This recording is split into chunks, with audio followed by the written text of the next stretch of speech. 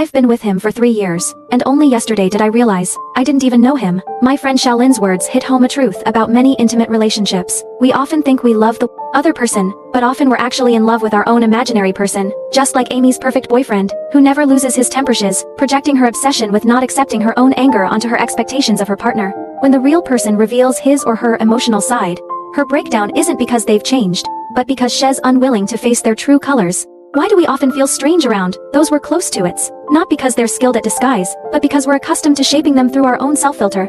Underlying theme of this filter is a rejection of our true selves. Amy's story reveals a common psychological logic. She herself is prone to emotional outbursts, but she was taught from a young age that anger is bad, and losing your temper is annoying. As a result, she suppressed her anger and refused to acknowledge that it is part of human nature. When she sought a boyfriend, she subconsciously set the ideal of a perfect partner in someone who didn't lose their temper. Essentially, she was avoiding the fact that she herself was angry by seeking someone without anger. Just like looking at the world through red-tinted glasses, everything becomes tinted red. When we view others through the lens of self-denial, we unconsciously alter their image. If you don't accept your own vulnerability, you'll demand your partner be always strong, ignoring their moments of fatigue and helplessness. If you don't accept your own ordinariness, you'll obsess over your partner's excellence and success, failing to accept that they too can make mistakes and have ordinary moments. If you don't accept your own dependence, you will force both you and your partner to be independent and non-clingy, missing out on the moments when each other needs a hug.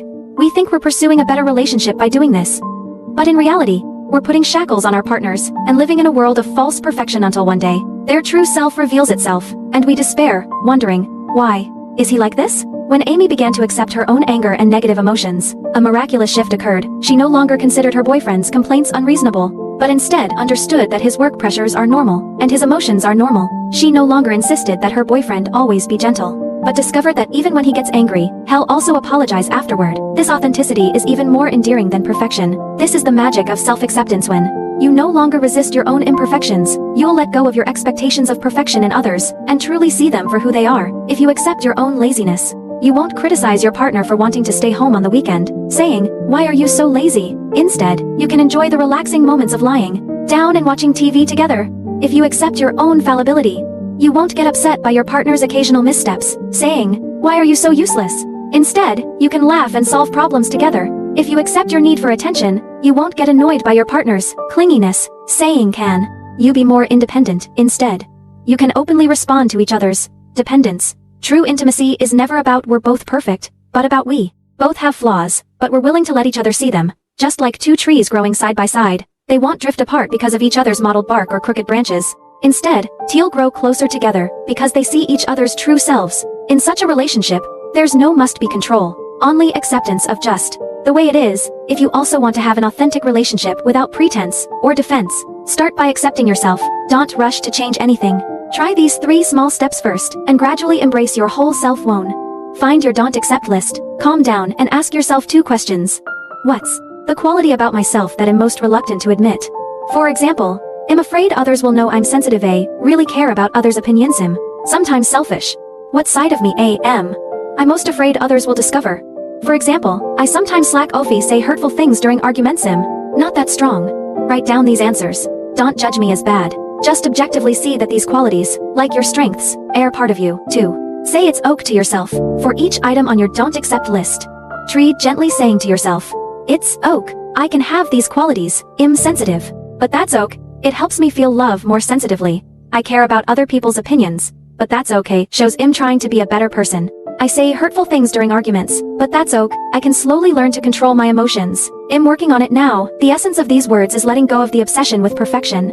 Your value is never determined by your lack of flaws, but by your willingness to accept your imperfections. 3. Take small steps to reveal your true self in relationships. You don't have to expose all your imperfections right from the start. Start with small steps. If you're always pretending to be strong, try saying to your partner, "I'm a little tired today. I'd like to rest on your shoulder for a while." If you're always afraid of making mistakes, try saying to your friends, "I didn't do that right.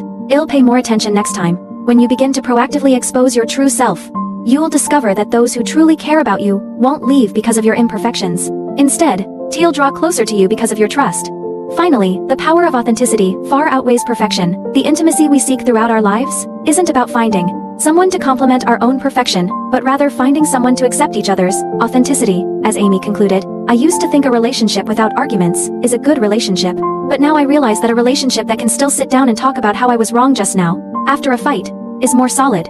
When you don't accept yourself, you love an imaginary person, and the relationship is like a bubble, easily bursting. Once you accept yourself, you love the real person, and the relationship is like a tree, weathering the storm. May you let go of the shackles of perfection and embrace your flawed, yet complete self. May you, in a real relationship, free from pretense and defense, be able to confidently say, I am who I am, and you still love me.